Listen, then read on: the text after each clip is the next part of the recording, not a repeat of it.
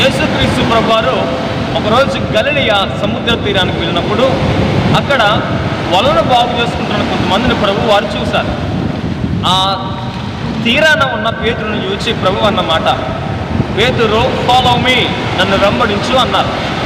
యేసుక్రీస్తును వెంటనే వెంబడించిన పేతురును మనం చూస్తున్నప్పుడు, ఇంతటి మహాసముద్రంలో అద్భుతమైన వ్యాపారం చేస్తున్న పేతురును మనం చూస్తున్నప్పుడు, ఇంతకంటే బలమైన చేపలు దొరికే, పెద్ద పెద్ద చేపలు దొరికే ప్రాంతము గలిలయ ప్రాంతం, గలిలయ సముద్రం.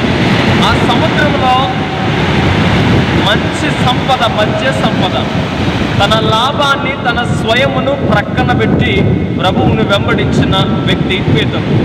ఈరోజు కూడా నేటి క్రైస్తవ జీవితంలో మన స్వయమును, మన లాభమును ప్రక్కన పెట్టి ప్రభువు కొరకు నిలబడినప్పుడు పేతురుని ఏ విధంగా దేవుడు వాడుకున్నారో, పేతురుని ఏ విధంగా నిలబెట్టుకున్నారో, పేతురు ద్వారా ఎంతమందిని అయితే ప్రభువు రక్షించుకున్నారో, పేతురు ద్వారా ఏ విధంగా దేవుడు భూమిని తల్లకిందులు చేశారో, అదే విధమైన కృప వరములతో దేవుడు మనలను నింపాలని ఆశపడుతున్నారు. మనము చేయవలసింది ఒకటి ఏంటంటే, ప్రభువుని వెంబడించాలి.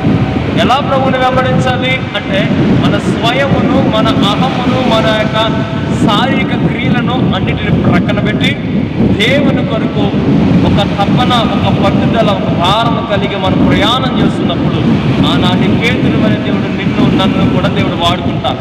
దేవుడు మిమ్మల్ని అందరినీ దీవించి ఆస్వాదించును గాక. ఆమేన్.